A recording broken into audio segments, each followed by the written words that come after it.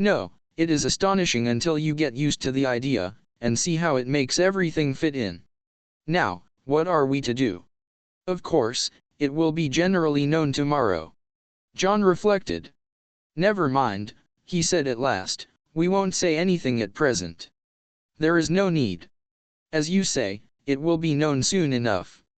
But to my intense surprise, on getting down early the next morning, and eagerly opening the newspapers, there was not a word about the arrest. There was a column of mere padding about the Styles poisoning case, but nothing further. It was rather inexplicable, but I supposed that, for some reason or other, Japp wished to keep it out of the papers. It worried me just a little, for it suggested the possibility that there might be further arrests to come. After breakfast, I decided to go down to the village, and see if Poirot had returned yet, but, before I could start, a well-known face blocked one of the windows, and the well-known voice said, "Bonjour, mon ami." "Poirot," I exclaimed, with relief, and seizing him by both hands, I dragged him into the room. I was never so glad to see anyone. "Listen, I have said nothing to anybody but John. Is that right?" "My friend," replied Poirot, "I do not know what you are talking about." "Dr. Bauerstein's arrest, of course," I answered impatiently. "Is Bauerstein arrested, then? Did you not know it?" "Not the least in the world. But," pausing a moment, he added, "still, it does not surprise me. After all, we are only 4 miles from the coast." "The coast?" I asked, puzzled. "What has that got to do with it?" Poirot shrugged his shoulders. "Surely, it is obvious." "Not to me. No doubt I am very dense, but I cannot see what the proximity of the coast has got to do with the murder of Mrs. Inglethorpe." "Nothing at all, of course," replied Poirot, smiling. "But we were speaking of the arrest of Dr. Bauerstein." "Well, he is arrested for the murder of Mrs. Inglethorpe." "What?" cried Poirot, in apparently lively astonishment. "Dr. Bauerstein arrested for the murder of Mrs. Inglethorpe?" "Yes." "Impossible. That would be too good a farce." "Who told you that, my friend?" "Well, no one exactly told me, I confessed." "But he is arrested." "Oh, yes, very likely. But for espionage, mon ami." "Espionage?" I gasped. "Precisely. Not for poisoning Mrs. Inglethorpe." "Not unless our friend Japp has taken leave of his senses," replied Poirot placidly. But I thought you thought so too." Poirot gave me one look, which conveyed a wondering pity, and his full sense of the utter absurdity of such an idea. "Do you mean to say," I asked, slowly adapting myself to the new idea, "that Dr. Bauerstein is a spy?" Poirot nodded. "Have you never suspected it?" "It never entered my head." "It did not strike you as peculiar that a famous London doctor should bury himself in a little village like this, and should be in the habit of walking about at all hours of the night, fully dressed?" "No," I confessed, "I never thought of such a thing." "He is, of course, a German by birth," said Poirot thoughtfully, "though he has practiced so long in this country that nobody thinks of him as anything but an Englishman. He was naturalized about 15 years ago. A very clever man, a Jew, of course." "The blackguard!" I cried indignantly. "Not at all. He is, on the contrary, a patriot. Think what he stands to lose. I admire the man myself." But I could not look at it in Poirot's philosophical way. "And this is the man with whom Mrs. Cavendish has been wandering about all over the country?" I cried indignantly. "Yes. I should fancy he had found her very useful," remarked Poirot. "So long as gossip busied itself in coupling their names together, any other vagaries of the doctor's passed unobserved." "Then you think he never really cared for her?" I asked eagerly, rather too eagerly, perhaps, under the circumstances. "That, of course, I cannot say, but shall I tell you my own private opinion, Hastings?" "Yes." "Well, it is this, that Mrs. Cavendish does not care, and never has cared one little jot about Dr. Bauerstein." "Do you really think so?" I could not disguise my pleasure. "I am quite sure of it. And I will tell you why. Yes. Because she cares for someone else, mon ami. Oh. What did he mean? In spite of myself, an agreeable warmth spread over me. I am not a vain man where women are concerned, but I remembered certain evidences, too lightly thought of at the time, perhaps, but which certainly seemed to indicate my pleasing thoughts were interrupted by the sudden entrance of Miss Howard. She glanced round hastily to make sure there was no one else in the room, and quickly produced an old sheet of brown paper. This she handed to Poirot, murmuring as she did so the cryptic words, "On top of the wardrobe." Then she hurriedly left the room. Poirot unfolded the sheet of paper eagerly, and uttered an exclamation of satisfaction. He spread it out on the table. "Come here, Hastings. Now tell me, what is that initial J or L?" It was a medium-sized sheet of paper, rather dusty, as though it had lain by for some time. But it was the label that was attracting Poirot's attention. At the top, it bore the printed stamp of Messrs. Parksons, the well-known theatrical costumiers, and it was addressed to the debatable initial, Cavendish, Esq, Styles Court, Styles Street, Mary, Essex. "It might be T, or it might be L," I said, after studying the thing for a minute or two. "It certainly isn't a J." "Good," replied Poirot, folding up the paper again. "I, also, am of your way of thinking. It is an L, depend upon it." "Where did it come from?" I asked curiously. "Is it important?" "Moderately so. It confirms a surmise of mine. Having deduced its existence, I set Miss Howard to search for it, and, as you see, she has been successful." "What did she mean by 'on the top of the wardrobe'?" "She meant," replied Poirot promptly, "that she found it on top of a wardrobe." "A funny place for a piece of brown paper," I mused. "Not at all. The top of a wardrobe is an excellent place for brown paper and cardboard boxes. I have kept them there myself. Neatly arranged, there is nothing to offend the eye." "Poirot," I asked earnestly, "have you made up your mind about this crime?" "Yes, that is to say, I believe I know how it was committed. Unfortunately, I have no proof beyond my surmise, unless," with sudden energy, he caught me by the arm, and whirled me down the hall, calling out in French in his excitement, "Mademoiselle Dorcas, Mademoiselle Dorcas, un moment, s'il vous plaît." Dorcas, quite flurried by the noise, came hurrying out of the pantry. "My good Dorcas, I have an idea, a little idea, if it should prove justified. What magnificent chance! Tell me, on Monday, not Tuesday, Dorcas, but Monday, the day before the tragedy, did anything go wrong with Mrs. Inglethorpe's bell?" Dorcas looked very surprised. "Yes, sir, now you mention it, it did, though I don't know how you came to hear of it. A mouse, or some such, must have nibbled the wire through. The man came and put it right on Tuesday morning." With a long-drawn exclamation of ecstasy, Poirot led the way back to the morning room. "See you, one should not ask for outside proof, no, reason should be enough. But the flesh is weak, it is consolation to find that one is on the right track. Ah, my friend, I am like a giant refreshed. I run. I leap." And, in very truth, run and leap he did, gambolling wildly down the stretch of lawn outside the long window. "What is your remarkable little friend doing?" asked a voice behind me, and I turned to find Mary Cavendish at my elbow. She smiled, and so did I. "What is it all about?" "Really, I can't tell you." He asked Dorcas some question about a bell, and appeared so delighted with her answer that he is capering about, as you see. Mary laughed. "How ridiculous. He's going out of the gate. Isn't he coming back today?" "I don't know. I've given up trying to guess what he'll do next." "Is he quite mad, Mr. Hastings?" "I honestly don't know. Sometimes, I feel sure he is as mad as a hatter, and then, just as he is at his maddest, I find there is method in his madness." "I see." In spite of her laugh, Mary was looking thoughtful this morning. She seemed grave, almost sad. It occurred to me that it would be a good opportunity to tackle her on the subject of Cynthia. I began rather tactfully, I thought, but I had not gone far before she stopped me authoritatively. "You are an excellent advocate, I have no doubt, Mr. Hastings, but in this case your talents are quite thrown away. Cynthia will run no risk of encountering any unkindness from me."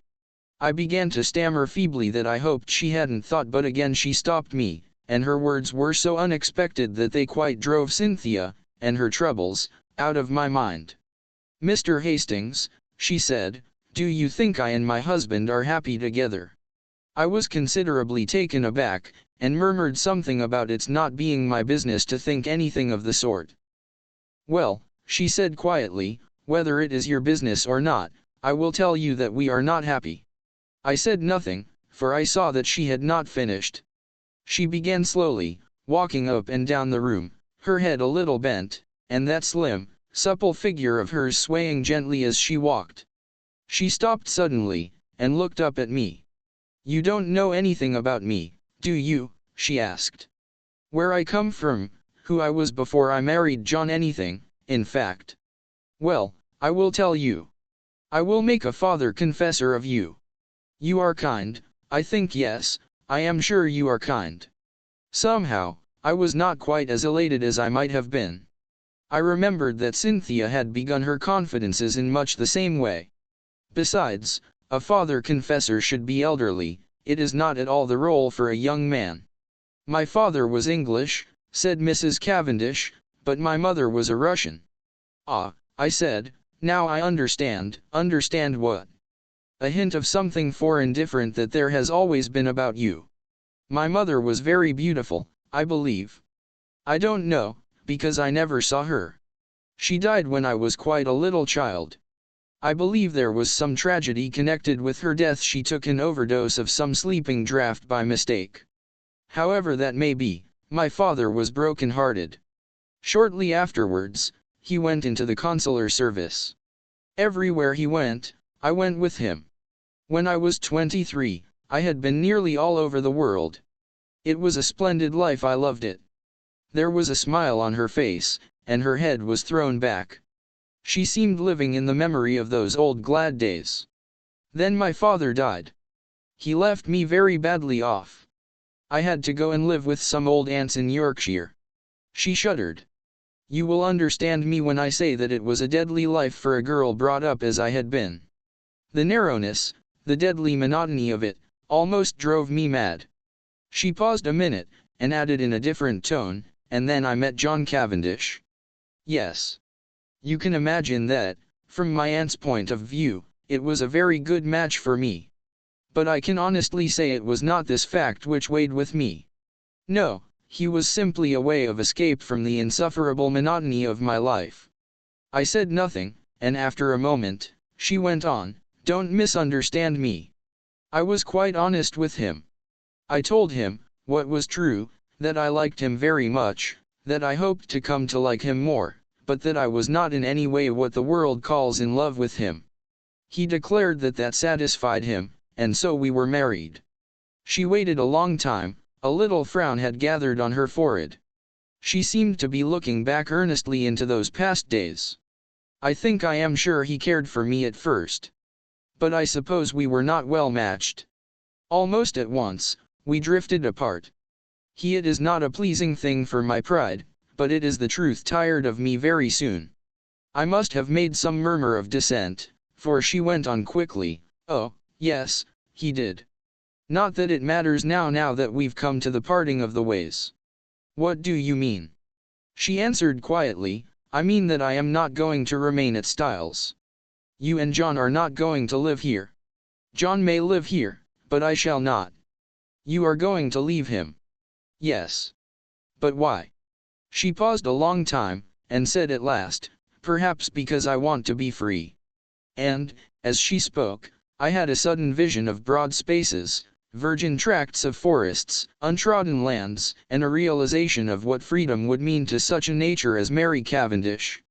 I seemed to see her for a moment as she was, a proud wild creature, as untamed by civilization as some shy bird of the hills. A little cry broke from her lips, you don't know, how this hateful place has been prison to me." "I understand," I said, but don't do anything rash." "Oh, rash. Her voice mocked at my prudence. Then suddenly I said a thing I could have bitten out my tongue for. You know that Dr. Bauerstein has been arrested. An instant coldness passed like a mask over her face, blotting out all expression. John was so kind as to break that to me this morning. Well, what do you think? I asked feebly. Of what? Of the arrest. What should I think? Apparently he is a German spy, so the gardener had told John. Her face and voice were absolutely cold and expressionless. Did she care, or did she not? She moved away a step or two, and fingered one of the flower vases. These are quite dead. I must do them again. Would you mind moving? Thank you, Mr. Hastings. And she walked quietly past me out of the window, with a cool little nod of dismissal. No, surely she could not care for Bauerstein. No woman could act her part with that icy unconcern. Poirot did not make his appearance the following morning, and there was no sign of the Scotland Yard men. But, at lunchtime, there arrived a new piece of evidence, or rather lack of evidence. We had vainly tried to trace the fourth letter, which Mrs. Inglethorpe had written on the evening preceding her death. Our efforts having been in vain, we had abandoned the matter, hoping that it might turn up of itself one day. And this is just what did happen, in the shape of a communication, which arrived by the second post from a firm of French music publishers, acknowledging Mrs. Inglethorpe's check, and regretting they had been unable to trace a certain series of Russian folk songs. So the last hope of solving the mystery, by means of Mrs. Inglethorpe's correspondence on the fatal evening, had to be abandoned. Just before tea, I strolled down to tell Poirot of the new disappointment, but found, to my annoyance, that he was once more out. Gone to London again. Oh, no, monsieur, he has but taken the train to Tadminster. To see a young ladies' dispensary, he said. Silly ass. I ejaculated. I told him Wednesday was the one day she wasn't there. Well, tell him to look us up tomorrow morning, will you? Certainly, monsieur. But, on the following day, no sign of Poirot. I was getting angry. He was really treating us in the most cavalier fashion. After lunch, Lawrence drew me aside, and asked if I was going down to see him. No, I don't think I shall. He can come up here if he wants to see us. Oh. Lawrence looked indignant. Something unusually nervous and excited in his manner roused my curiosity. What is it? I asked. I could go if there's anything special. It's nothing much, but well, if you are going, will you tell him? He dropped his voice to a whisper. I'll think I've found the extra coffee cup. I had almost forgotten that enigmatical message of Poirot's, but now my curiosity was aroused afresh. Lawrence would say no more, so I decided that I would descend from my high horse, and once more seek out Poirot at Leastways Cottage. This time I was received with a smile. Monsieur Poirot was within. Would I mount? I mounted accordingly. Poirot was sitting by the table, his head buried in his hands. He sprang up at my entrance. What is it? I asked solicitously. You are not ill, I trust. No, not ill. But I decide an affair of great moment. Whether to catch the criminal or not. I asked facetiously. But, to my great surprise, Poirot nodded gravely. To speak or not to speak, as your so great Shakespeare says, the question. I did not trouble to correct the quotation. You are not serious, Poirot. That is, I am of the most serious. For the most serious of all things hangs in the balance. And that is a woman's happiness, mon ami, he said gravely. I did not quite know what to say. The moment has come, said Poirot thoughtfully, and I do not know what to do. For, see you, it is a big stake for which I play. No one but I, Hercule Poirot, would attempt it. And he tapped himself proudly on the breast. After pausing a few minutes respectfully, so as not to spoil his effect, I gave him Lawrence's message. Aha, he cried. So he has found the extra coffee cup. That is good. He has more intelligence than would appear, this long-faced Monsieur Lawrence of yours. I did not myself think very highly of Lawrence's intelligence, but I forbore to contradict Poirot, and gently took him to task for forgetting my instructions as to which were Cynthia's days off. It is true. I have the head of a sieve. However, the other young lady was most kind. She was sorry for my disappointment, and showed me everything in the kindest way. Oh, well, that's all right, then, and you must go to tea with Cynthia another day. I told him about the letter. I am sorry for that, he said. I always had hopes of that letter. But no, it was not to be. This affair must all be unraveled from within. He tapped his forehead. These little gray cells. It is up to them as you say over here. Then, suddenly, he asked, "Are you a judge of finger marks, my friend?" "No," I said, rather surprised. "I know that there are no two finger marks alike, but that's as far as my science goes." "Exactly." He unlocked a little drawer, and took out some photographs which he laid on the table. "I have numbered them, 1, 2, 3. Will you describe them to me?" I studied the proofs attentively. "All greatly magnified, I see. Number 1, I should say, are a man's fingerprints, thumb and first finger. Number 2 are a lady's, they are much smaller, and quite different in every way. Number 3, I paused for some time, there seemed to be a lot of confused finger marks, but here, very distinctly, are no eyes overlapping the others." "Yes. You recognize them beyond fail?" "Oh, yes, they are identical." Poirot nodded, and gently taking the photographs from me locked them up again. "I suppose," I said, "that as usual, you are not going to explain." "On the contrary. Number 1 were the fingerprints of Monsieur Lawrence. Number 2 were those of Mademoiselle Cynthia. They are not important. I merely obtained them for comparison. Number 3 is a little more complicated." "Yes. It is, as you see, highly magnified. You may have noticed a sort of blur extending all across the picture. I will not describe to you the special apparatus, dusting powder, etc., which I used. It is a well-known process to the police, and by means of it you can obtain a photograph of the fingerprints of any object in a very short space of time. Well, my friend, you have seen the finger marks. It remains to tell you the particular object on which they had been left. Go on, I am really excited." "Eh bien. Photo number 3 represents the highly magnified surface of a tiny bottle in the top poison cupboard of the dispensary in the Red Cross Hospital at Tadminster, which sounds like the house that Jack built." "Good heavens!" I exclaimed. "But what were Lawrence Cavendish's finger marks doing on it? He never went near the poison cupboard the day we were there." "Oh, yes, he did." "Impossible. We were all together the whole time." Poirot shook his head. "No, my friend, there was a moment when you were not all together. There was a moment when you could not have been all together, or it would not have been necessary to call to Monsieur Lawrence to come and join you on the balcony." "I'd forgotten that," I admitted. "But it was only for a moment." "Long enough." "Long enough for what?" Poirot's smile became rather enigmatical. "Long enough for a gentleman who had once studied medicine to gratify a very natural interest and curiosity." Our eyes met. Poirot's were pleasantly vague. He got up and hummed a little tune. I watched him suspiciously.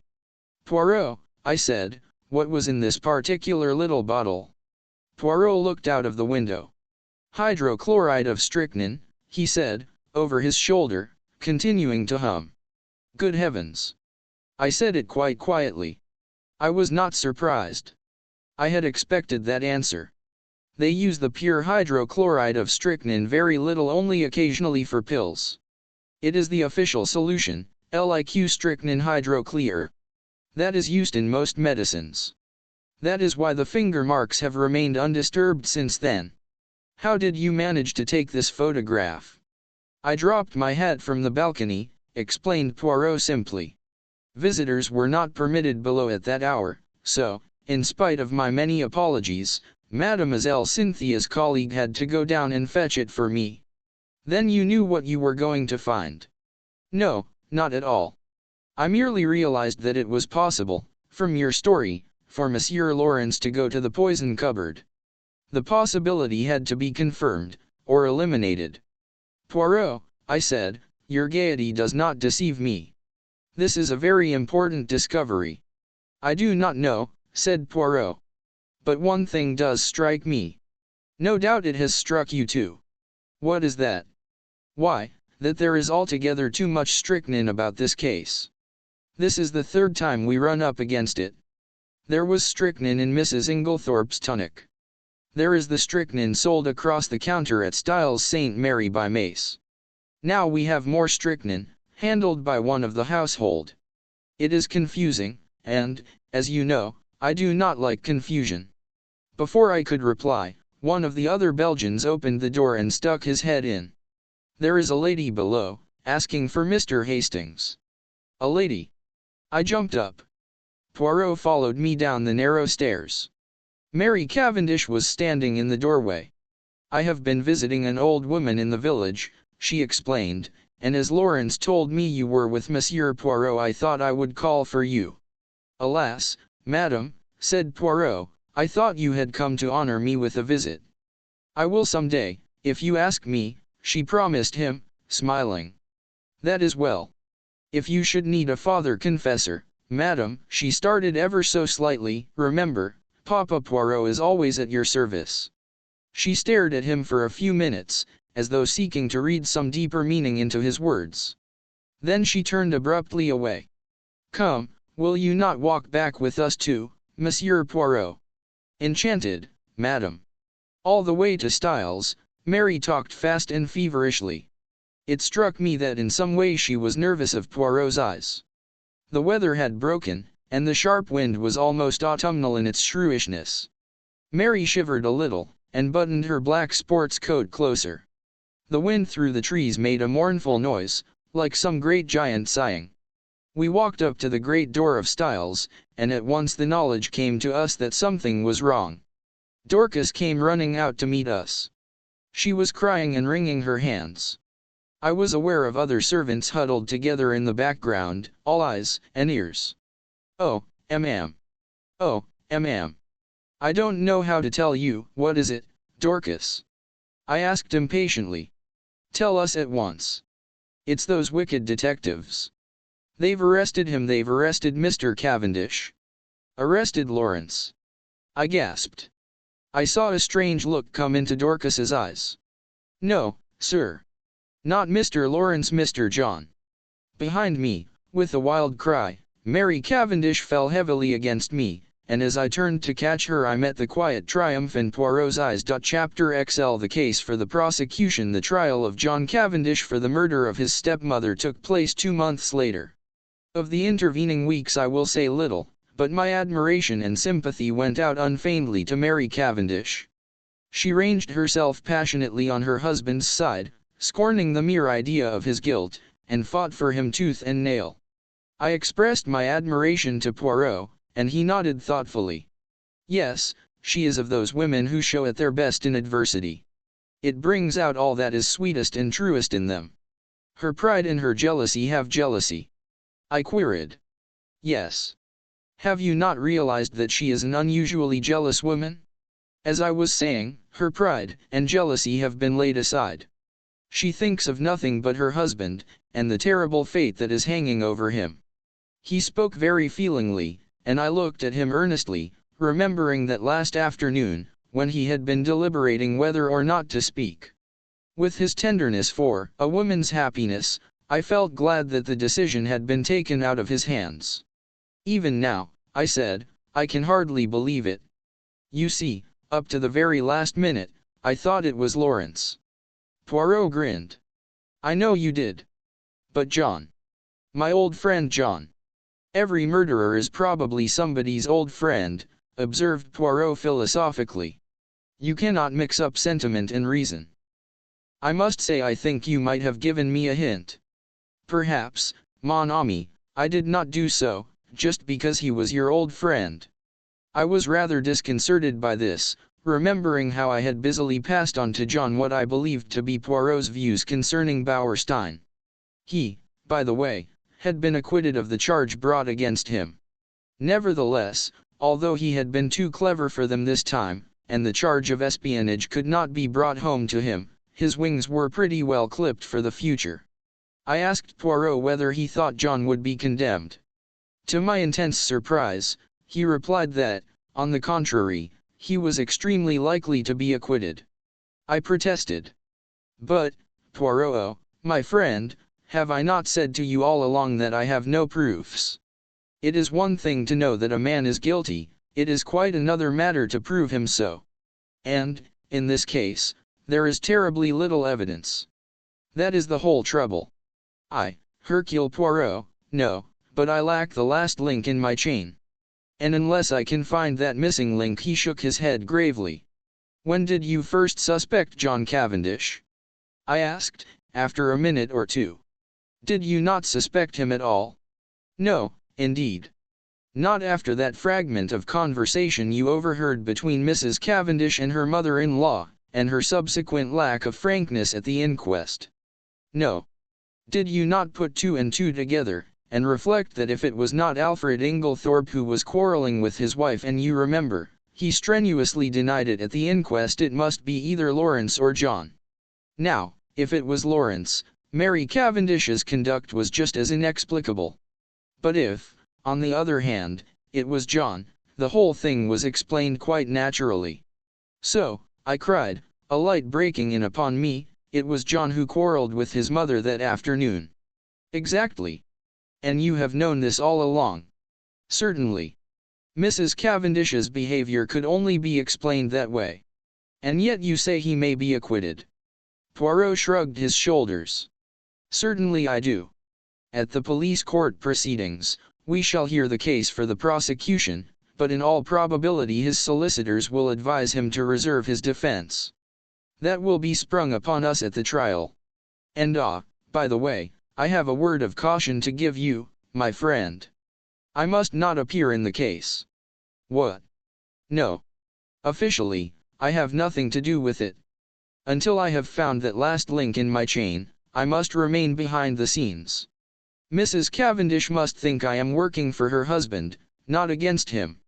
I say, that's playing it a bit low down, I protested. Not at all. We have to deal with a most clever and unscrupulous man, and we must use any means in our power, otherwise he will slip through our fingers. That is why I have been careful to remain in the background. All the discoveries have been made by Japp, and Japp will take all the credit. If I am called upon to give evidence at all, he smiled broadly, it will probably be as a witness for the defense. I could hardly believe my ears. It is quite en règle, continued Poirot. Strangely enough, I can give evidence that will demolish one contention of the prosecution. Which one? The one that relates to the destruction of the will. John Cavendish did not destroy that will.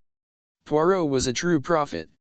I will not go into the details of the police court proceedings, as it involves many tiresome repetitions. I will merely state baldly that John Cavendish reserved his defense, and was duly committed for trial. September found us all in London. Mary took a house in Kensington, Poirot being included in the family party. I myself had been given a job at the War Office, so was able to see them continually.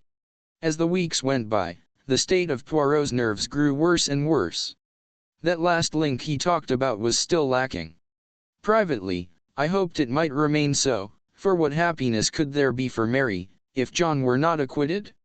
On September 15 John Cavendish appeared in the dock at the Old Bailey, charged with the wilful murder of Emily Agnes Inglethorpe, and pleaded not guilty. Sir Ernest Heavyweather, the famous K.C., had been engaged to defend Mr. Phillips, K.C., opened the case for the Crown. The murder, he said, was a most premeditated and cold-blooded one.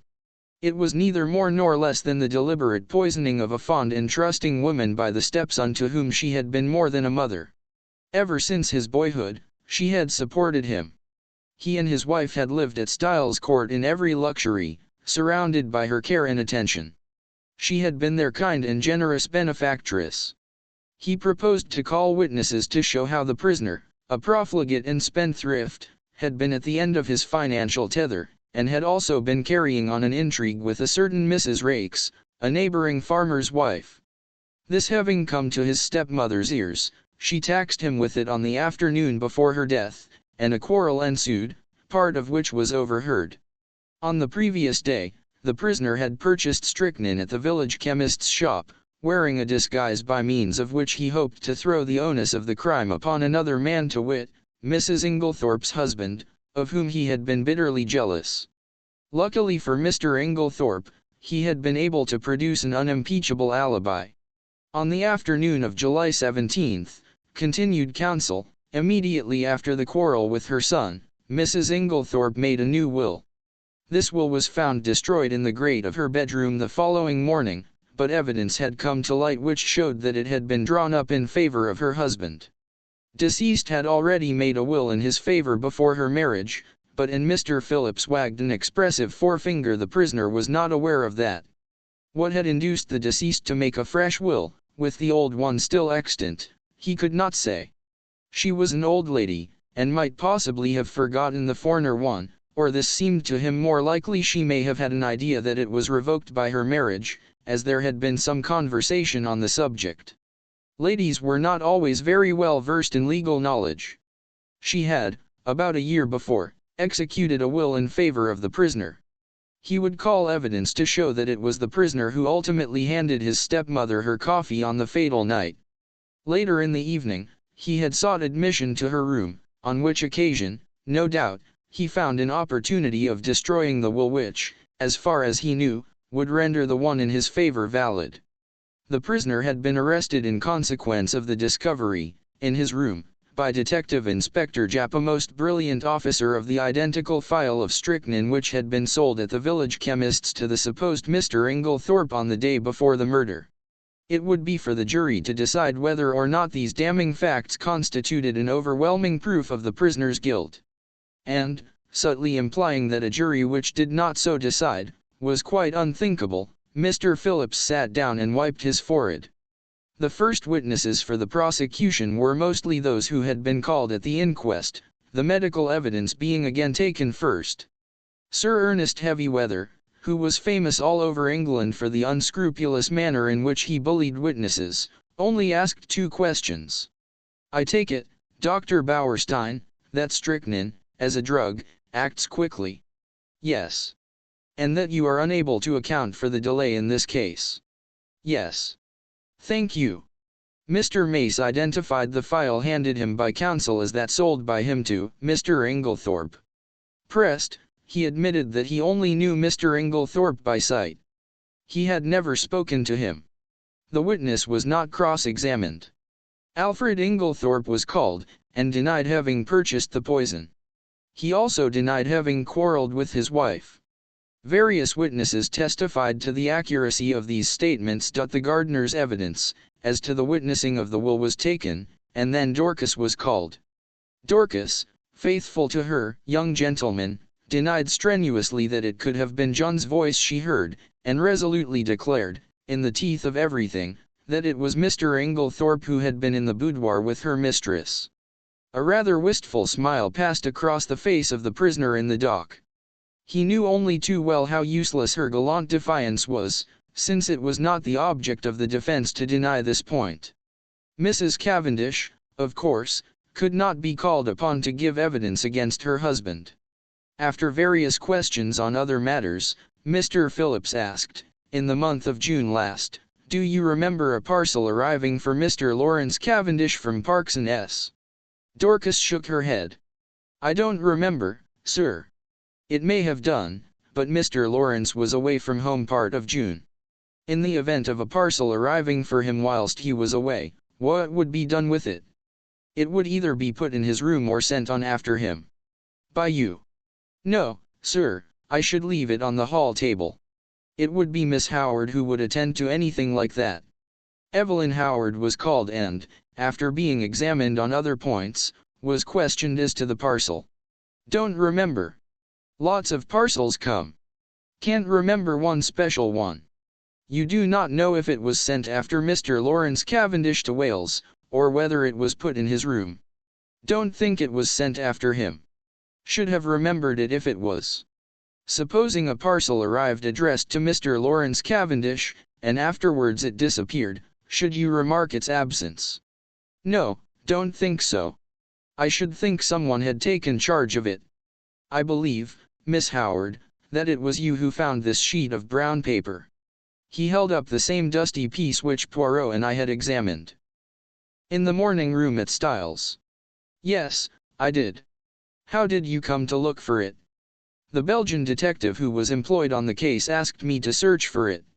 Where did you eventually discover it? On the top of a wardrobe. On top of the prisoner's wardrobe. I believe so. Did you not find it yourself? Yes. Then you must know where you found it. Yes, it was on the prisoner's wardrobe. That is better. An assistant from Parkson's, theatrical costumiers, testified that on June 29, they had supplied a black beard to Mr. L. Cavendish, as requested. It was ordered by letter, and a postal order was enclosed.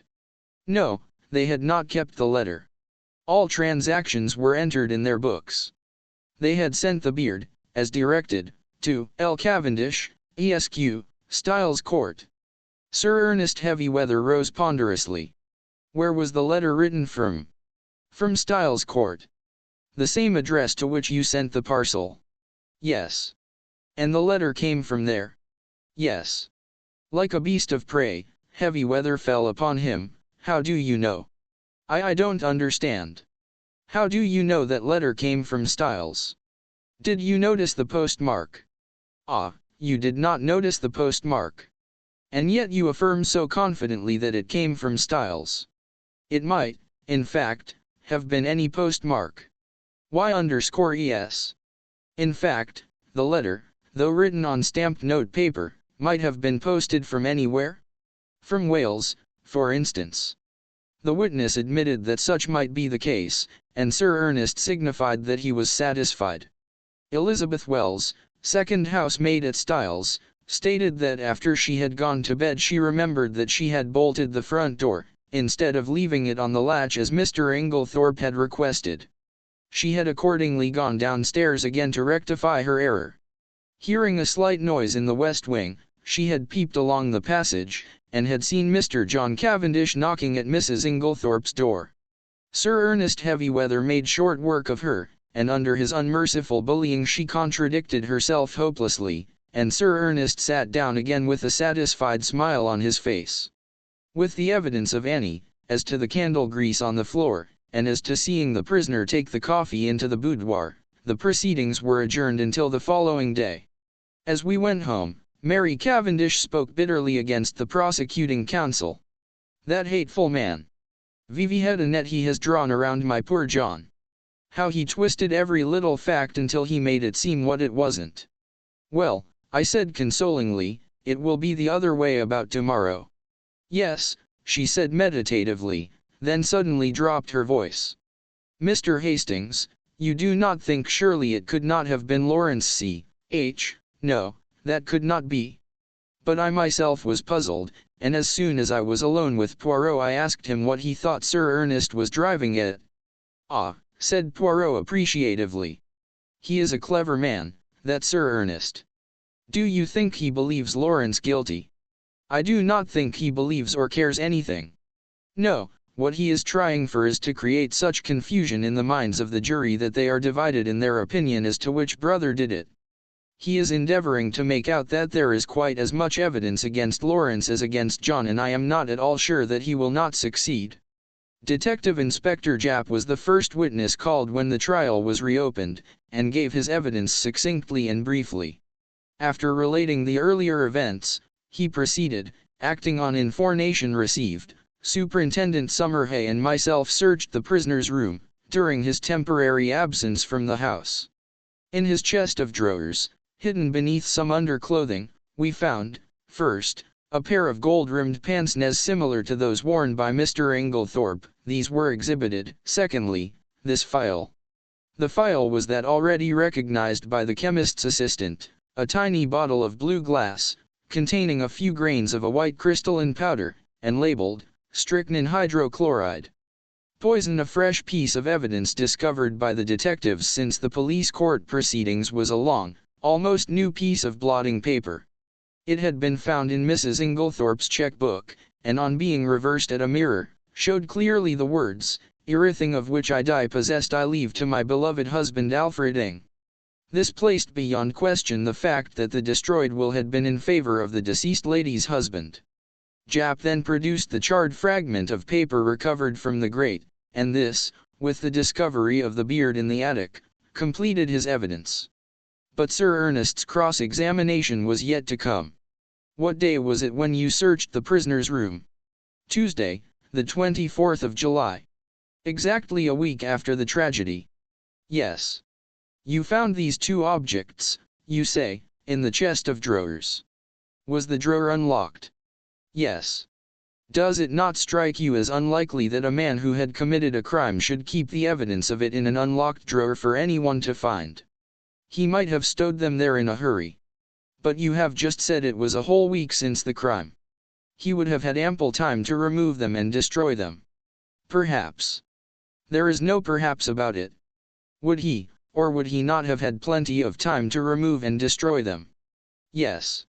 "Was the pile of underclothes under which the things were hidden heavy or light?" "Heavyish.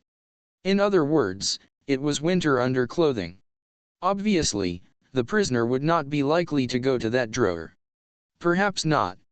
Kindly answer my question. Would the prisoner, in the hottest week of a hot summer, be likely to go to a drawer containing winter underclothing? Yes, or no?" "No." "In that case, is it not possible that the articles in question might have been put there by a third person, and that the prisoner was quite unaware of their presence?" "I should not think it likely. But it is possible." "Yes. That is all." More evidence followed. Evidence as to the financial difficulties in which the prisoner had found himself at the end of July. Evidence as to his intrigue with Mrs. Raikes, poor Mary, that must have been bitter hearing for a woman of her pride. Evelyn Howard had been right in her facts, though her animosity against Alfred Inglethorpe had caused her to jump to the conclusion that he was the person concerned. Lawrence Cavendish was then put into the box. In a low voice, in answer to Mr. Phillips' questions, he denied having ordered anything from Parkson's in June. In fact, on June 29, he had been staying away, in Wales. Instantly, Sir Ernest's chin was shooting pugnaciously forward. "You deny having ordered a black beard from Parkson's on June 29th? "I do." "Ah. In the event of anything happening to your brother, who will inherit Styles Court?" The brutality of the question called a flush to Lawrence's pale face. The judge gave vent to a faint murmur of disapprobation, and the prisoner in the dock leaned forward angrily. Heavy Weather cared nothing for his client's anger. "Answer my question, if you please." "I suppose," said Lawrence quietly, "that I should." "What do you mean by you suppose?" "Your brother has no children. You would inherit it, wouldn't you?" "Yes." "Ah, that's better," said Heavy Weather, with ferocious geniality. "And you'd inherit a good slice of money too, wouldn't you?" "Really, Sir Ernest," protested the judge, "these questions are not relevant." Sir Ernest bowed, and having shot his arrow proceeded. "On Tuesday, the July 17th, you went, I believe, with another guest, to visit the dispensary at the Red Cross Hospital in Tadminster?" "Yes." "Did you, while you happened to be alone for a few seconds, unlock the poison cupboard, and examine some of the bottles?" I may have done so." "I put it to you that you did do so." "Yes." Sir Ernest fairly shot the next question at him. "Did you examine one bottle in particular?" "No, I do not think so." "Be careful, Mr. Cavendish. I am referring to a little bottle of hydrochloride of strychnine." Lawrence was turning a sickly greenish color. "No, I am sure I didn't." "Then how do you account for the fact that you left the unmistakable impress of your fingerprints on it?" The bullying manner was highly efficacious with a nervous disposition. I suppose I must have taken up the bottle." "I suppose so too." "Did you abstract any of the contents of the bottle?" "Certainly not." "Then why did you take it up?" "I once studied to be a doctor." Such things naturally interest me. Ah. So poisons naturally interest you, do they? Still, you waited to be alone before gratifying that interest of yours. That was pure chance. If the others had been there, I should have done just the same. Still, as it happens, the others were not there. No, but in fact, during the whole afternoon, you were only alone for a couple of minutes, and it happened, I say, it happened to be during those 2 minutes that you displayed your natural interest in hydrochloride of strychnine. Lawrence stammered pitiably. One with a satisfied and expressive countenance, Sir Ernest observed, I have nothing more to ask you, Mr. Cavendish. This bit of cross-examination had caused great excitement in court.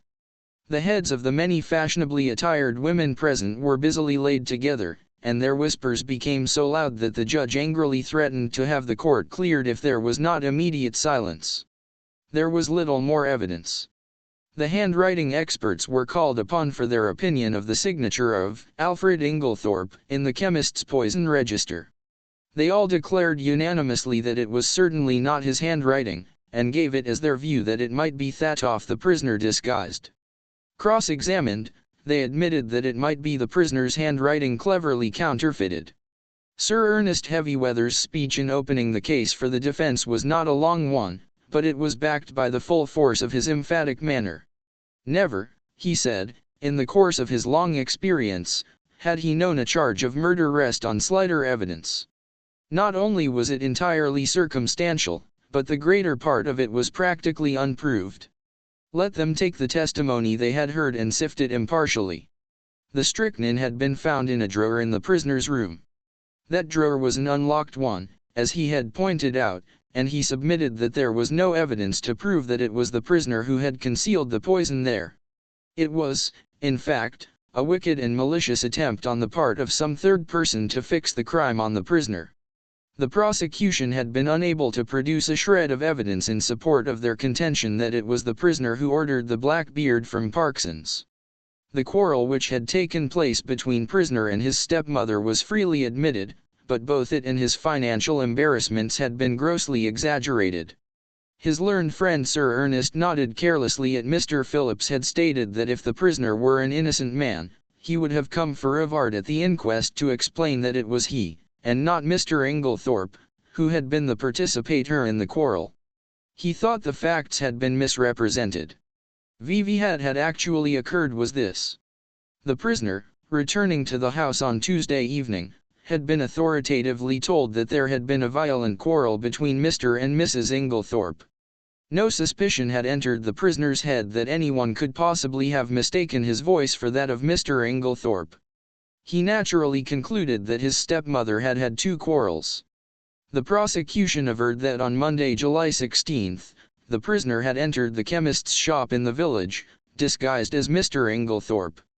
The prisoner, on the contrary, was at that time at a lonely spot called Marston's Spinney, where he had been summoned by an anonymous note, couched in blackmailing terms, and threatening to reveal certain matters to his wife unless he complied with its demands.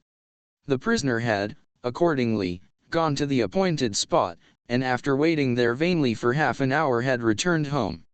Unfortunately, he had met with no one on the way there or back who could vouch for the truth of his story, but luckily he had kept the note, and it would be produced as evidence. As for the statement relating to the destruction of the will, the prisoner had formerly practiced at the bar, and was perfectly well aware that the will made in his favor a year before was automatically revoked by his stepmother's remarriage. He would call evidence to show who did destroy the will, and it was possible that that might open up quite a new view of the case. Finally, he would point out to the jury that there was evidence against other people besides John Cavendish. He would direct their attention to the fact that the evidence against Mr. Lawrence Cavendish was quite as strong, if not stronger than that against his brother. He would now call the prisoner. John acquitted himself well in the witness box. Under Sir Ernest's skillful handling, he told his tale credibly and well. The anonymous note received by him was produced, and handed to the jury to examine. The readiness with which he admitted his financial difficulties, and the disagreement with his stepmother, lent value to his denials. At the close of his examination, he paused, and said, "I should like to make one thing clear. I utterly reject and disapprove of Sir Ernest Heavyfeather's insinuations against my brother. My brother, I am convinced, had no more to do with the crime than I have." Sir Ernest merely smiled, and noted with a sharp eye that John's protest had produced a very favorable impression on the jury. Then the cross-examination began. "I understand you to say that it never entered your head that the witnesses at the inquest could possibly have mistaken your voice for that of Mr. Inglethorpe. Is not that very surprising?" "No, I don't think so. I was told there had been a quarrel between my mother and Mr. Inglethorpe, and it never occurred to me that such was not really the case. Not when the servant Dorcas repeated certain fragments of the conversation, fragments which you must have recognized." "I did not recognize them." "Your memory must be unusually short." "No, but we were both angry, and, I think, said more than we meant. I paid very little attention to my mother's actual words." Mr. Phillips' incredulous sniff was a triumph of forensic skill. He passed on to the subject of the note. "You have produced this note very opportunely. Tell me, is there nothing familiar about the handwriting of it?" "Not that I know of." "Do you not think that it bears a marked resemblance to your own handwriting carelessly disguised?" "No, I do not think so." "I put it to you that it is your own handwriting." "No. I put it to you that, anxious to prove an alibi, you conceived the idea of a fictitious and rather incredible appointment, and wrote this note yourself in order to bear out your statement." "No. Is it not a fact that, at the time you claim to have been waiting about at a solitary and unfrequented spot, you were really in the chemist's shop in Styles St. Mary, where you purchased strychnine in the name of Alfred Inglethorpe?" "No, that is a lie. I put it to you that, wearing a suit of Mr. Inglethorpe's clothes, with a black beard trimmed to resemble his, you were there and signed the register in his name."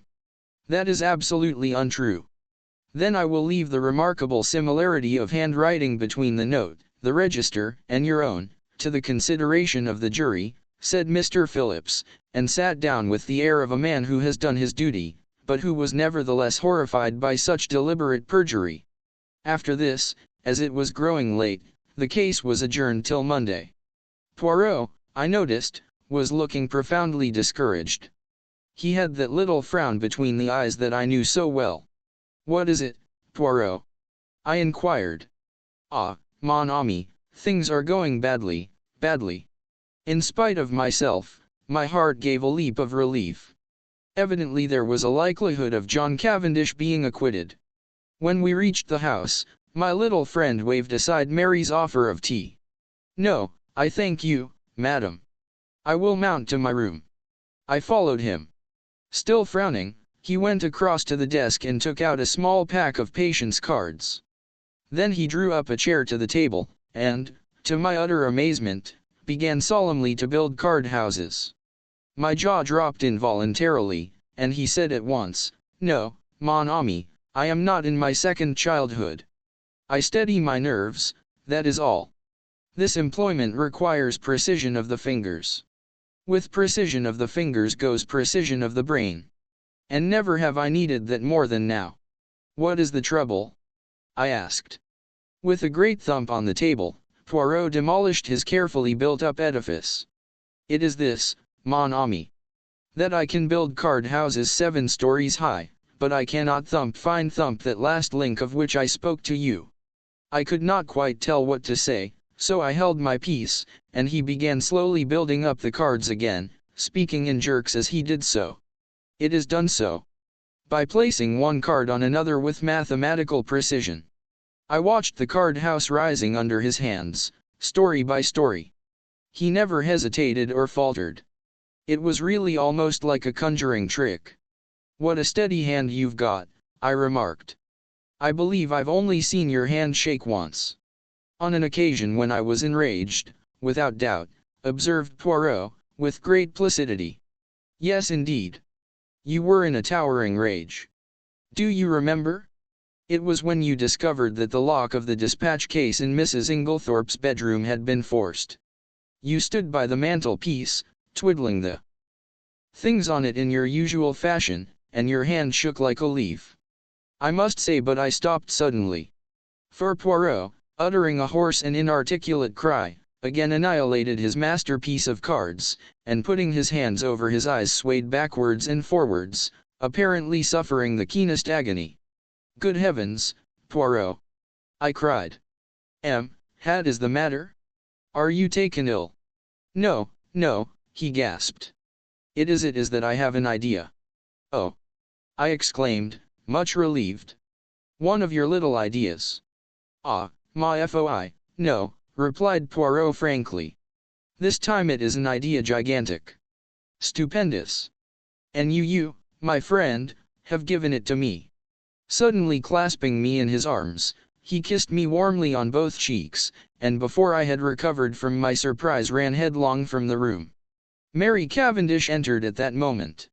"What is the matter with Monsieur Poirot?" He rushed past me crying out, "A garage! For the love of heaven, direct me to a garage, madam!" And, before I could answer, he had dashed out into the street. I hurried to the window. True enough, there he was, tearing down the street, hatless, and gesticulating as he went. I turned to Mary with a gesture of despair. "He'll be stopped by a policeman in another minute. There he goes, round the corner." Our eyes met, and we stared helplessly at one another. "What can be the matter?" Shook my head. "I don't know. He was building card houses, when suddenly he said he had an idea, and rushed off as you saw." "Well," said Mary, "I expect he will be back before dinner." But night fell, and Poirot had not returned. Chapter 12. The last link. Poirot's abrupt departure had intrigued us all greatly. Sunday morning wore away, and still he did not reappear. But about 3 o'clock a ferocious and prolonged hooting outside drove us to the window, to see Poirot alighting from a car, accompanied by Japp and Summerhay. The little man was transformed. He radiated an absurd complacency. He bowed with exaggerated respect to Mary Cavendish. "Madam, I have your permission to hold a little réunion in the salon? It is necessary for everyone to attend." Mary smiled sadly. "You know, Monsieur Poirot, that you have carte blanche in every way. You are too amiable, madam." Still beaming, Poirot marshaled us all into the drawing room, bringing Furivard chairs as he did so. "Miss Howard here. Mademoiselle Cynthia. Monsieur Lawrence. The good Dorcas. And Annie. Bien. We must delay our proceedings a few minutes until Mr. Inglethorpe arrives. I have sent him a note." Miss Howard rose immediately from her seat. "If that man comes into the house, I leave it." "No, no." Poirot went up to her and pleaded in a low voice. Finally Miss Howard consented to return to her chair. A few minutes later Alfred Inglethorpe entered the room. The company once assembled, Poirot rose from his seat with the air of a popular lecturer, and bowed politely to his audience.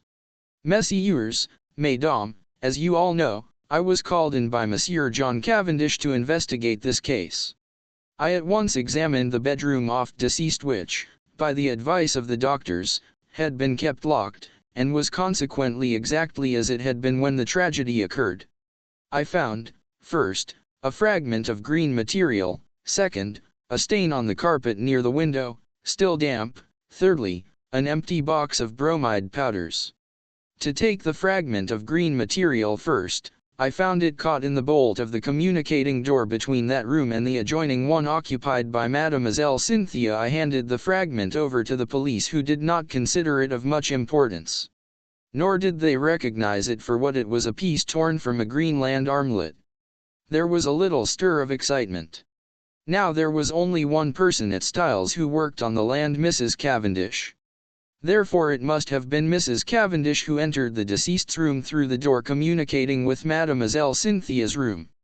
"But that door was bolted on the inside," I cried. "When I examined the room, yes.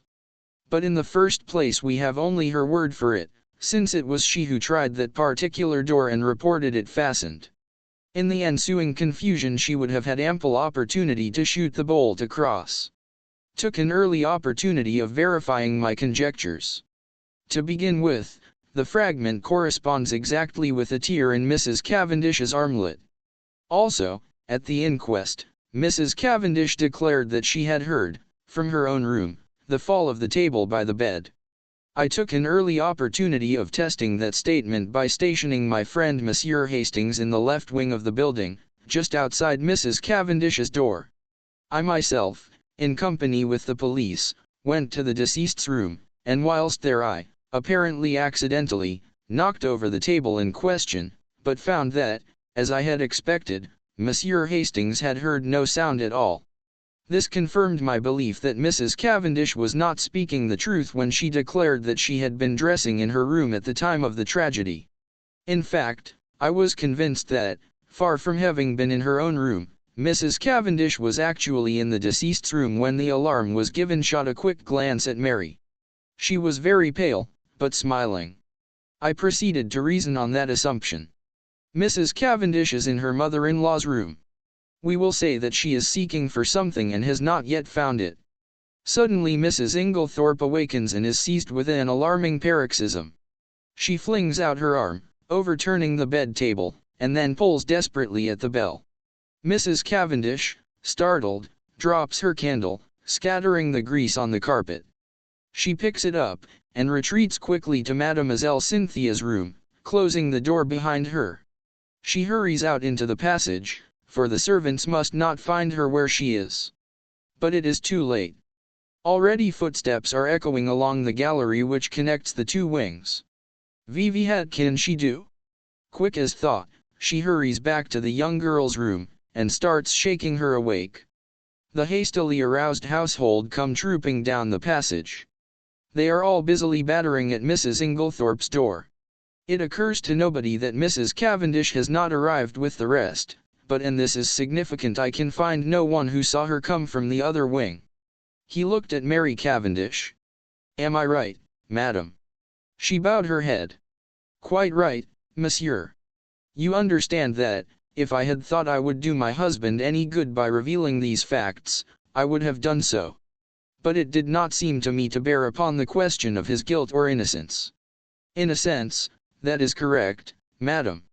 But it cleared my mind of many misconceptions, and left me free to see other facts in their true significance. The will, cried Lawrence. Then it was you, Mary, who destroyed the will. She shook her head, and Poirot shook his also. No, he said quietly. There is only one person who could possibly have destroyed that will, Mrs. Inglethorpe herself. Impossible! I exclaimed. She had only made it out that very afternoon.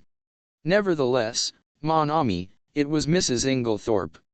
Because, in no other way can you account for the fact that, on one of the hottest days of the year, Mrs. Inglethorpe ordered a fire to be lighted in her room. I gave a gasp. What idiots we had been never to think of that fire as being incongruous. Poirot was continuing, the temperature on that day, messieurs, was 80 degrees in the shade. Yet Mrs. Inglethorpe ordered a fire. Why?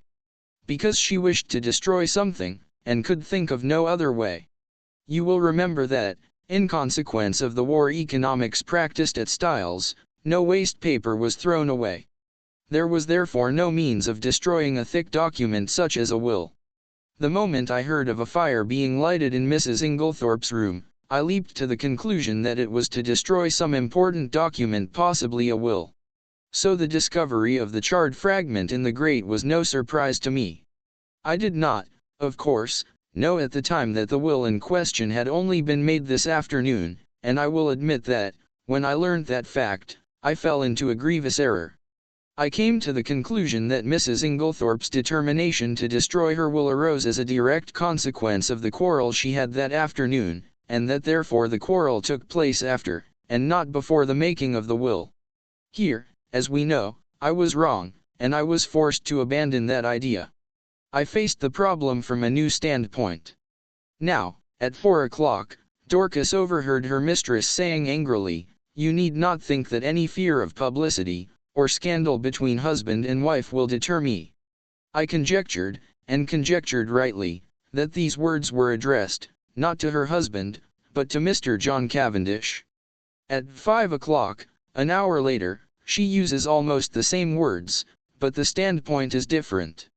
She admits to Dorcas, "I don't know what to do. Scandal between husband and wife is a dreadful thing."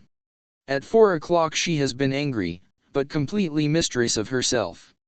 At 5 o'clock she is in violent distress, and speaks of having had a great shock. Looking at the matter psychologically, I drew one deduction which I was convinced was correct. The second scandal she spoke of was not the same as the first, and it concerned herself.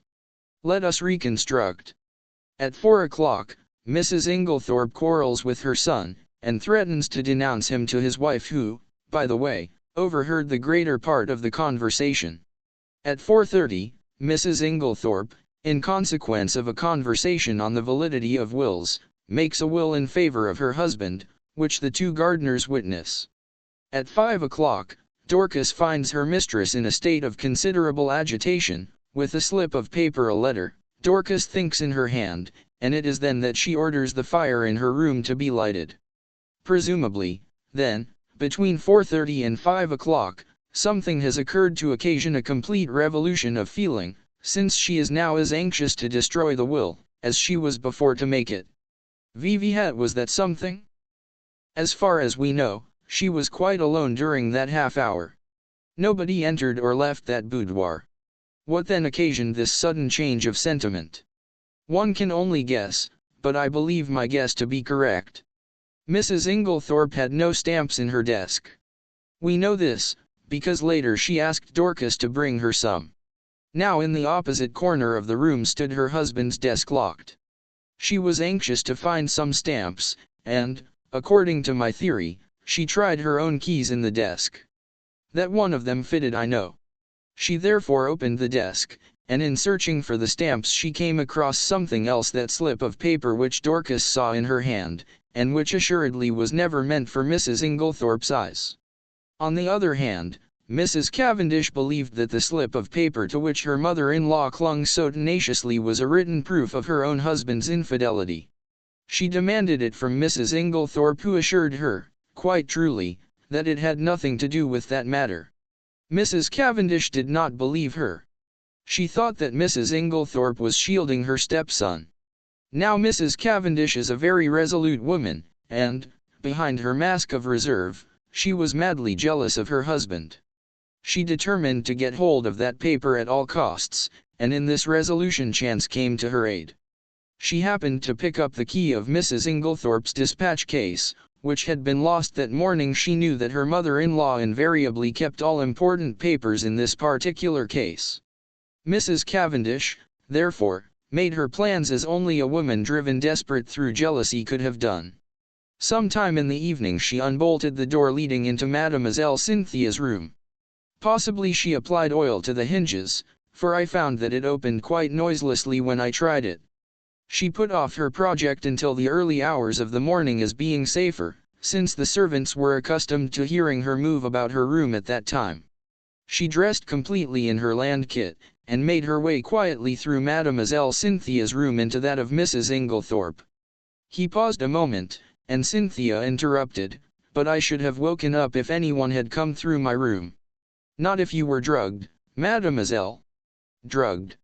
Mais, oui. You remember he addressed us collectively again that through all the tumult and noise next door Mademoiselle Cynthia slept. That admitted of two possibilities. Either her sleep was feigned, which I did not believe, or her unconsciousness was induced by artificial means.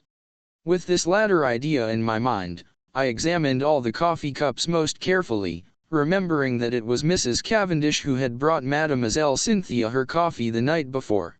I took a sample from each cup, and had them analyzed with no result. I had counted the cups carefully, in the event of one having been removed. 6 persons had taken coffee, and 6 cups were duly found. I had to confess myself mistaken. Then I discovered that I had been guilty of a very grave oversight. Coffee had been brought in for 7 persons, not 6, for Dr. Bauerstein had been there that evening. This changed the face of the whole affair, for there was now 1 cup missing. The servants noticed nothing, since Annie, the housemaid, who took in the coffee, brought in 7 cups, not knowing that Mr. Inglethorpe never drank it, whereas Dorcas, who cleared them away the following morning, found 6 as usual, or strictly speaking she found 5, the sixth being the one found broken in Mrs. Inglethorpe's room. I was confident that the missing cup was that of Mademoiselle Cynthia. Had an additional reason for that belief in the fact that all the cups found contained sugar, which Mademoiselle Cynthia never took in her coffee. My attention was attracted by the story of Annie about some salt on the tray of cocoa which she took every night to Mrs. Inglethorpe's room. I accordingly secured a sample of that cocoa, and sent it to be analyzed.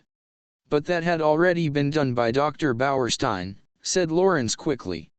Not exactly. The analyst was asked by him to report whether strychnine was, or was not, present. He did not have it tested, as I did, for a narcotic. For a narcotic? Yes. Here is the analyst's report. Mrs. Cavendish administered a safe, but effectual, narcotic to both Mrs. Inglethorpe and Mademoiselle Cynthia. And it is possible that she had a mauvaise quart d'eau in consequence. Imagine her feelings when her mother-in-law is suddenly taken ill and dies, and immediately after she hears the word poison. She has believed that the sleeping draught she administered was perfectly harmless, but there is no doubt that for one terrible moment she must have feared that Mrs. Inglethorpe's death lay at her door. She is seized with panic, and under its influence she hurries downstairs, and quickly drops the coffee cup and saucer used by Mademoiselle Cynthia into a large brass vase, where it is discovered later by Monsieur Lawrence. The remains of the cocoa she dare not touch. Too many eyes are upon her. Guess at her relief when strychnine is mentioned, and she discovers that after all the tragedy is not her doing. We are now able to account for the symptoms of strychnine poisoning being so long in making their appearance. A narcotic taken with strychnine will delay the action of the poison for some hours. Poirot paused. Mary looked up at him, the color slowly rising in her face. All you have said is quite true, Monsieur Poirot. It was the most awful hour of my life. I shall never forget it. But you are wonderful. I understand now what I meant when I told you that you could safely confess to Papa Poirot, eh? But you would not trust me. I see everything now, said Lawrence. The drugged cocoa, taken on top of the poisoned coffee, amply accounts for the delay. Exactly. But was the coffee poisoned, or was it not? We come to a little difficulty here, since Mrs. Inglethorpe never drank it. What? The cry of surprise was universal. No. You will remember my speaking of a stain on the carpet in Mrs. Inglethorpe's room? There were some peculiar points about that stain. It was still damp, it exhaled a strong odor of coffee, and embedded in the nap of the carpet I found some little splinters of china. What had happened was plain to me, for not 2 minutes before I had placed my little case on the table near the window, and the table, tilting up, had deposited it upon the floor on precisely the identical spot. In exactly the same way, Mrs. Inglethorpe had laid down her cup of coffee on reaching her room the night before, and the treacherous table had played her the same trick. What happened next is mere guesswork on my part, but I should say that Mrs. Inglethorpe picked up the broken cup and placed it on the table by the bed. Feeling in need of a stimulant of some kind, she heated up her cocoa, and drank it off then and there. Now we are faced with a new problem. We know the cocoa contained no strychnine. The coffee was never drunk. Yet the strychnine must have been administered between 7 and 9 o'clock that evening. What third medium was there, a medium so suitable for disguising the taste of strychnine that it is extraordinary no one has thought of it? Poirot looked round the room, and then answered himself impressively. Her medicine. Do you mean that the murderer introduced the strychnine into her tonic? I cried. There was no need to introduce it. It was already there in the mixture. The strychnine that killed Mrs. Inglethorpe was the identical strychnine prescribed by Dr. Wilkins. To make that clear to you, I will read you an extract from a book on dispensing which I found in the dispensary of the Red Cross Hospital at Tadminster. The following prescription has become famous in textbooks: strychnine sulf. Potass bromide. Aqua add. Fiat mistura. 1gr36. This solution deposits in a few hours the greater part of the strychnine salt as an insoluble bromide in transparent crystals. A lady in England lost her life by taking a similar mixture, the precipitated strychnine collected at the bottom, and in taking the last dose she swallowed nearly all of it. Now there was, of course, no bromide in Dr. V. Vilkin's prescription, but you will remember that I mentioned an empty box of bromide powders.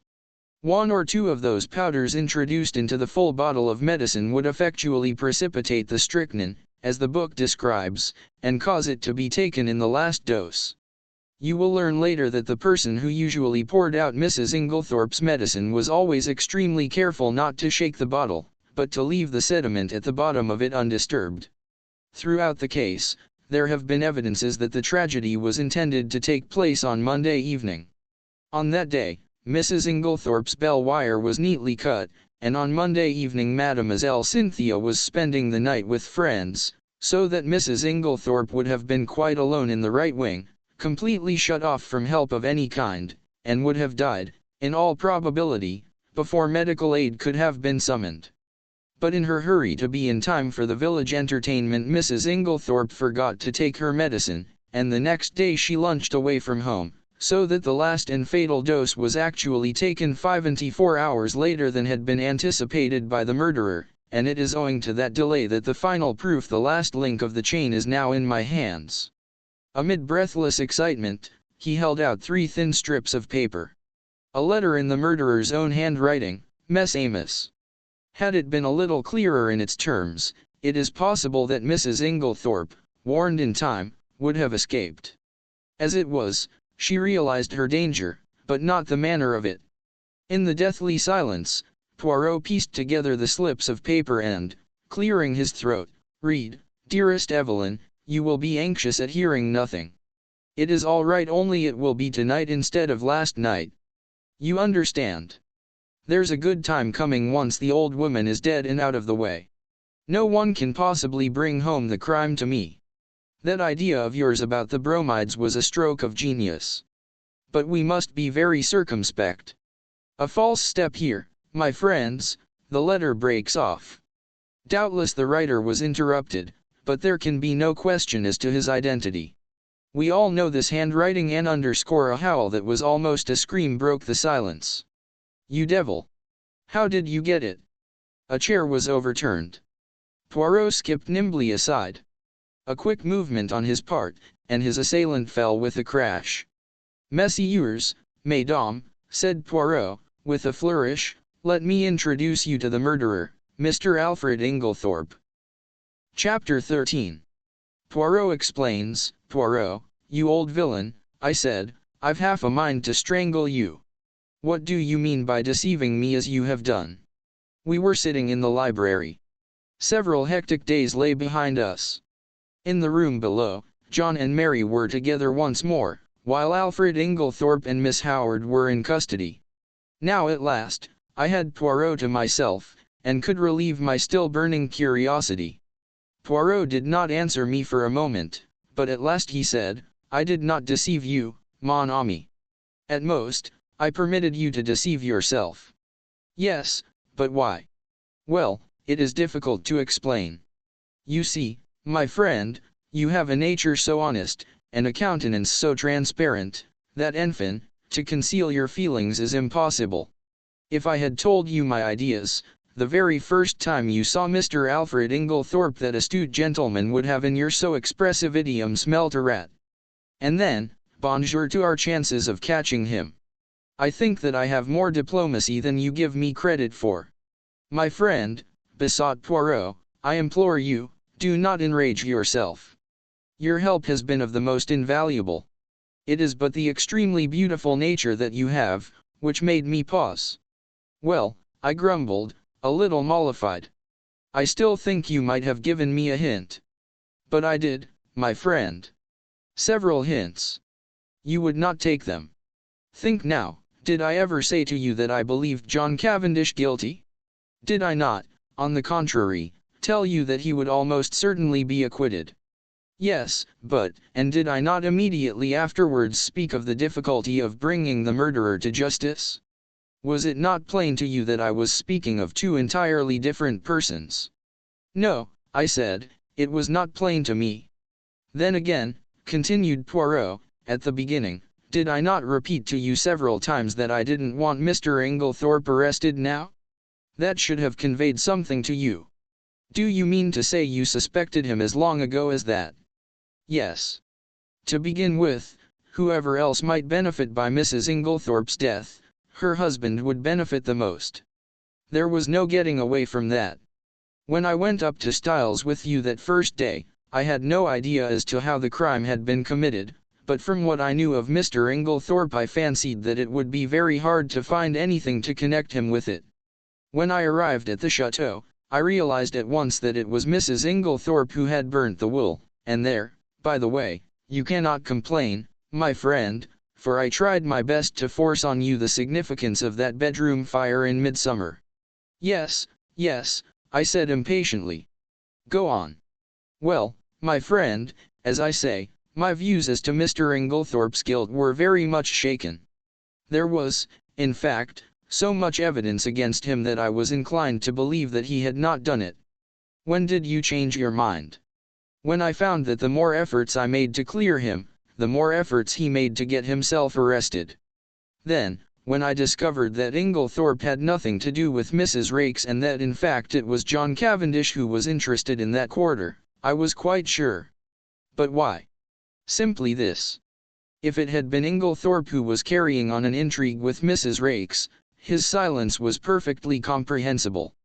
But, when I discovered that it was known all over the village that it was John who was attracted by the farmer's pretty wife, his silence bore quite a different interpretation. It was nonsense to pretend that he was afraid of the scandal, as no possible scandal could attach to him. This attitude of his gave me furiously to think, and I was slowly forced to the conclusion that Alfred Inglethorpe wanted to be arrested. Eh bien. From that moment, I was equally determined that he should not be arrested. Wait a minute. I don't see why he wished to be arrested. Because, mon ami, it is the law of your country that a man once acquitted can never be tried again for the same offense. Aha! But it was clever his idea. Assuredly, he is a man of method. See here, he knew that in his position he was bound to be suspected, so he conceived the exceedingly clever idea of preparing a lot of manufactured evidence against himself. He wished to be arrested. He would then produce his irreproachable alibi and, hey presto, he was safe for life. But I still don't see how he managed to prove his alibi, and yet go to the chemist's shop. Poirot stared at me in surprise. Is it possible? My poor friend. You have not yet realized that it was Miss Howard who went to the chemist's shop. Miss Howard. But, certainly. Who else? It was most easy for her. She is of a good height, her voice is deep and manly, moreover, remember, she and Inglethorpe are cousins, and there is a distinct resemblance between them, especially in their gait and bearing. It was simplicity itself. They are a clever pair. I am still a little fogged as to how exactly the bromide business was done, I remarked. Bone. I will reconstruct for you as far as possible. I am inclined to think that Miss Howard was the mastermind in that affair. You remember her once mentioning that her father was a doctor? Possibly she dispensed his medicines for him, or she may have taken the idea from one of the many books lying about when Mademoiselle Cynthia was studying for her exam. Anyway, she was familiar with the fact that the addition of a bromide to a mixture containing strychnine would cause the precipitation of the latter. Probably the idea came to her quite suddenly. Mrs. Inglethorpe had a box of bromide powders, which she occasionally took at night. Viviette could be easier than quietly to dissolve one or more of those powders in Mrs. Inglethorpe's large-sized bottle of medicine when it came from Coutts. The risk is practically nil. The tragedy will not take place until nearly a fortnight later. If anyone has seen either of them touching the medicine, they will have forgotten it by that time. Miss Howard will have engineered her quarrel, and departed from the house. The lapse of time, and her absence, will defeat all suspicion. Yes, it was a clever idea. If they had left it alone, it is possible the crime might never have been brought home to them. But they were not satisfied. They tried to be too clever and that was their undoing. Poirot puffed at his tiny cigarette, his eyes fixed on the ceiling. They arranged a plan to throw suspicion on John Cavendish, by buying strychnine at the village chemist's, and signing the register in his handwriting. On Monday Mrs. Inglethorpe will take the last dose of her medicine. On Monday, therefore, at 6 o'clock, Alfred Inglethorpe arranges to be seen by a number of people at a spot far removed from the village. Miss Howard has previously made up a cock and bull story about him and Mrs. Raikes to account for his holding his tongue afterwards. At 6 o'clock, Miss Howard, disguised as Alfred Inglethorpe, enters the chemist's shop, with her story about a dog, obtains the strychnine, and writes the name of Alfred Inglethorpe in John's handwriting, which she had previously studied carefully. But, as it will never do if John, too, can prove an alibi, she writes him an anonymous note still copying his handwriting, which takes him to a remote spot where it is exceedingly unlikely that anyone will see him. So far, all goes well. Miss Howard goes back to Middlingham. Alfred Inglethorpe returns to Styles. There is nothing that can compromise him in any way, since it is Miss Howard who has the strychnine, which, after all, is only wanted as a blind to throw suspicion on John Cavendish. But now a hitch occurs. Mrs. Inglethorpe does not take her medicine that night. The broken bell, Cynthia's absence arranged by Inglethorpe through his wife, all these are wasted. And then he makes his slip. Mrs. Inglethorpe is out, and he sits down to write to his accomplice, who, he fears, may be in a panic at the non-success of their plan. It is probable that Mrs. Inglethorpe returned earlier than he expected. Caught in the act, and somewhat flurried, he hastily shuts and locks his desk. He fears that if he remains in the room he may have to open it again, and that Mrs. Inglethorpe might catch sight of the letter before he could snatch it up. So he goes out and walks in the woods, little dreaming that Mrs. Inglethorpe will open his desk, and discover the incriminating document. But this, as we know, is what happened. Mrs. Inglethorpe reads it, and becomes aware of the perfidy of her husband and Evelyn Howard, though, unfortunately, the sentence about the bromides conveys no warning to her mind. She knows that she is in danger but is ignorant of where the danger lies. She decides to say nothing to her husband, but sits down and writes to her solicitor, asking him to come on the morrow, and she also determines to destroy immediately the will which she has just made. She keeps the fatal letter. It was to discover that letter, then, that her husband forced the lock of the dispatch case. Yes, and from the enormous risk he ran we can see how fully he realized its importance. That letter accepted, there was absolutely nothing to connect him with the crime. There's only one thing I can't make out: why didn't he destroy it at once when he got hold of it? Because he did not dare take the biggest risk of all, that of keeping it on his own person. I don't understand. Look at it from his point of view.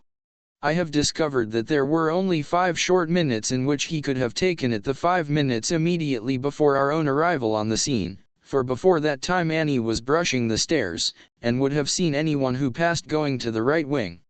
Figure to yourself the scene. He enters the room, unlocking the door by means of one of the other door keys. They were all much alike. He hurries to the dispatch case. It is locked, and the keys are nowhere to be seen. That is a terrible blow to him, for it means that his presence in the room cannot be concealed as he had hoped. But he sees clearly that everything must be risked for the sake of that damning piece of evidence. Quickly, he forces the lock with a penknife, and turns over the papers until he finds what he is looking for. But now a fresh dilemma arises: he dare not keep that piece of paper on him. He may be seen leaving the room, he may be searched. If the paper is found on him, it is certain doom. Probably, at this minute, too, he hears the sounds below of Mr. Wells and John leaving the boudoir. He must act quickly. Where can he hide this terrible slip of paper? The contents of the waste paper basket are kept, and in any case, are sure to be examined. There are no means of destroying it, and he dare not keep it. He looks round, and he sees, what do you think, mon ami? Shook my head. In a moment, he has torn the letter into long thin strips, and rolling them up into spills he thrusts them hurriedly in amongst the other spills in the vase on the mantelpiece. I uttered an exclamation. No one would think of looking there, Poirot continued. And he will be able, at his leisure, to come back and destroy this solitary piece of evidence against him. Then, all the time, it was in the spill vase in Mrs. Inglethorpe's bedroom, under our very noses. I cried. Poirot nodded. Yes, my friend. That is where I discovered my last link, and I owe that very fortunate discovery to you. To me. Yes. Do you remember telling me that my hand shook as I was straightening the ornaments on the mantelpiece?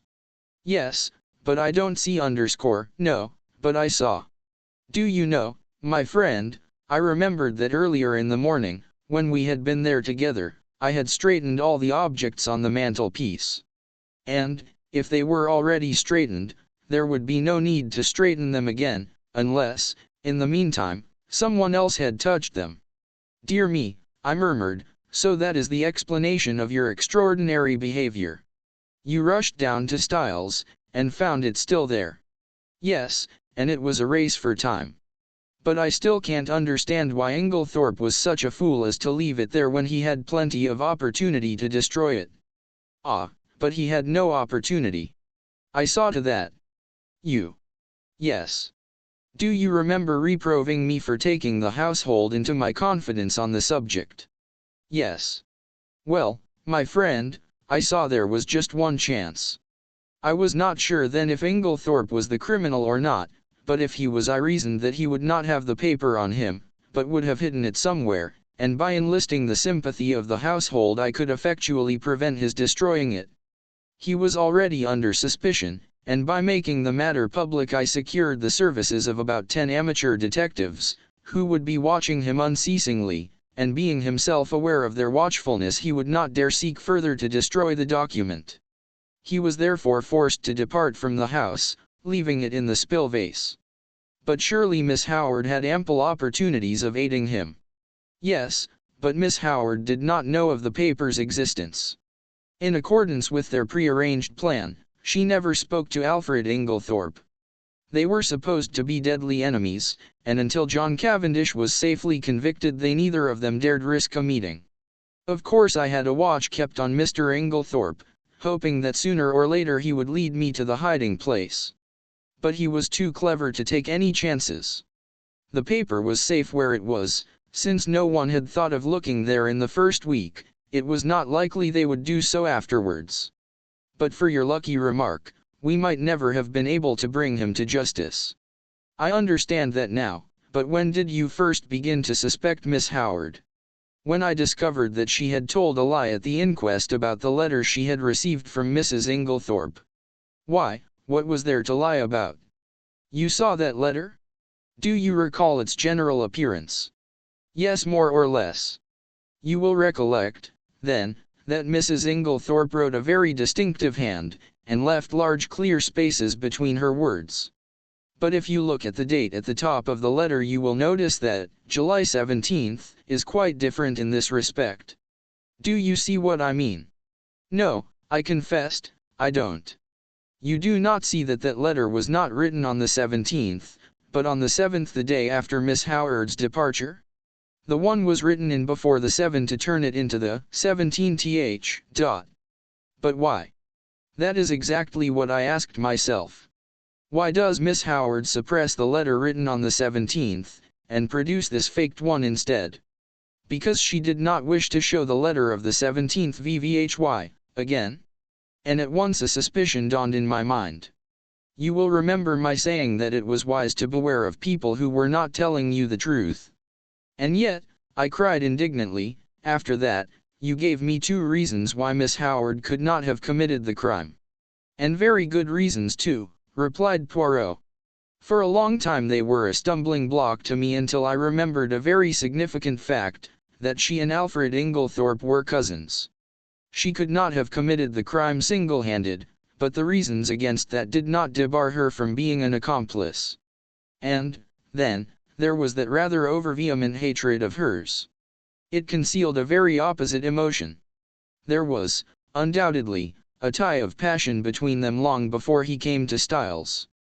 They had already arranged their infamous plot that he should marry this rich, but rather foolish old lady, induce her to make a will leaving her money to him, and then gain their ends by a very cleverly conceived crime. If all had gone as they planned, they would probably have left England, and lived together on their poor victim's money. They are a very astute and unscrupulous pair. Vivi Heil's suspicion was to be directed against him. She would be making quiet preparations for a very different denouement. She arrives from Middlingham with all the compromising items in her possession. No suspicion attaches to her. No notice is paid to her coming and going in the house. She hides the strychnine and glasses in John's room. She puts the beard in the attic. She will see to it that sooner or later they are duly discovered. I don't quite see why they tried to fix the blame on John, I remarked. It would have been much easier for them to bring the crime home to Lawrence. Yes, but that was mere chance. All the evidence against him arose out of pure accident. It must, in fact, have been distinctly annoying to the pair of schemers. His manner was unfortunate, I observed thoughtfully. Yes. You realize, of course, what was at the back of that. No. You did not understand that he believed Mademoiselle Cynthia guilty of the crime. No, I exclaimed, astonished. Impossible. Not at all. I myself nearly had the same idea. It was in my mind when I asked Mr. Wells that first question about the will.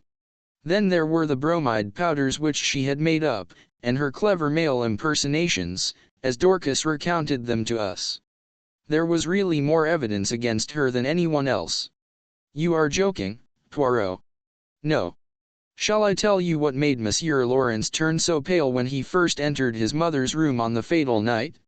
It was because, whilst his mother lay there, obviously poisoned, he saw, over your shoulder, that the door into Mademoiselle Cynthia's room was unbolted. But he declared that he saw it bolted. I cried. Exactly, said Poirot dryly. And that was just what confirmed my suspicion that it was not. He was shielding Mademoiselle Cynthia. But why should he shield her? Because he is in love with her. I laughed. There, Poirot, you are quite wrong. I happen to know for a fact that, far from being in love with her, he positively dislikes her. Who told you that, mon ami? Cynthia herself. La pauvre petite. And she was concerned. She said that she did not mind at all.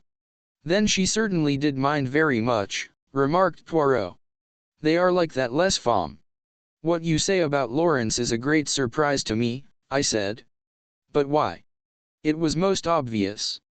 Did not Monsieur Lawrence make the sour face every time Mademoiselle Cynthia spoke and laughed with his brother? He had taken it into his long head that Mademoiselle Cynthia was in love with Monsieur John. When he entered his mother's room, and saw her obviously poisoned, he jumped to the conclusion that Mademoiselle Cynthia knew something about the matter. He was nearly driven desperate. First he crushed the coffee cup to powder under his feet, remembering that she had gone up with his mother the night before, and he determined that there should be no chance of testing its contents. Thenceforward, he strenuously, and quite uselessly, upheld the theory of death from natural causes. And what about the extra coffee cup? I was fairly certain that it was Mrs. Cavendish who had hidden it, but I had to make sure. Monsieur Lawrence did not know at all what I meant, but, on reflection, he came to the conclusion that if he could find an extra coffee cup anywhere his lady love would be cleared of suspicion. And he was perfectly right. One thing more. What did Mrs. Inglethorpe mean by her dying words? They were, of course, an accusation against her husband. Dear me, Poirot, I said with a sigh, I think you have explained everything. I am glad it has all ended so happily. Even John and his wife are reconciled. Thanks to me. How do you mean thanks to you?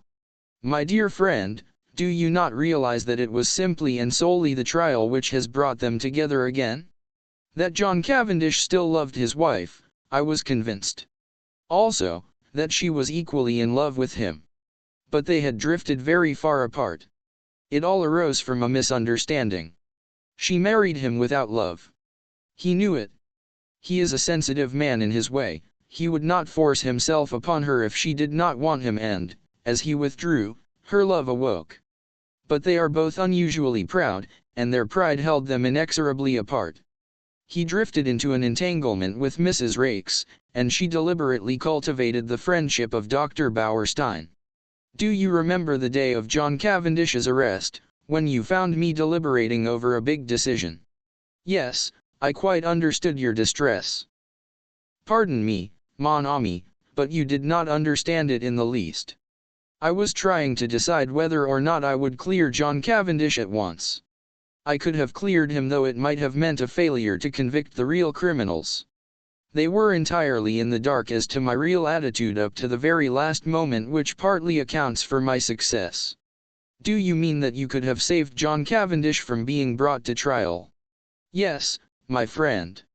But I eventually decided in favor of a woman's happiness. Nothing but the great danger through which they have passed could have brought these two proud souls together again. I looked at Poirot in silent amazement. The colossal cheek of the little man. Who on earth but Poirot would have thought of a trial for murder as a restorer of conjugal happiness? I perceive your thoughts, mon ami, said Poirot, smiling at me. No one but Hercule Poirot would have attempted such a thing. And you are wrong in condemning it. The happiness of one man and one woman is the greatest thing in all the world. His words took me back to earlier events. I remembered Mary as she lay white and exhausted on the sofa, listening. There had come the sound of the bell below. She had started up. Poirot had opened the door, and meeting her agonized eyes had nodded gently. Yes, madam, he said. I have brought him back to you. He had stood aside, and as I went out I had seen the look in Mary's eyes, as John Cavendish had caught his wife in his. Perhaps you are right, Poirot, I said gently. Yes, it is the greatest thing in the world. Suddenly, there was a tap at the door, and Cynthia peeped in. I only, come in, I said, springing up. She came in, but did not sit down. I only wanted to tell you something, yes. Cynthia fidgeted with a little tassel for some moments, then, suddenly exclaiming, you dears, kissed first me and then Poirot, and rushed out off room again. What on earth does this mean? I asked, surprised. It was very nice to be kissed by Cynthia, but the publicity of the salute rather impaired the pleasure. It means that she has discovered Monsieur Lawrence does not dislike her as much as she thought, replied Poirot philosophically. But here he is. Lawrence at that moment passed the door. Monsieur Lawrence, called Poirot. We must congratulate you, is it not so? Lawrence blushed, and then smiled awkwardly. A man in love is a sorry spectacle. Now Cynthia had looked charming. I sighed. What is it, mon ami? Nothing, I said sadly. They are two delightful women. And neither of them is for you, finished Poirot. Never mind. Console yourself, my friend. We may hunt together again, who knows? And then the end.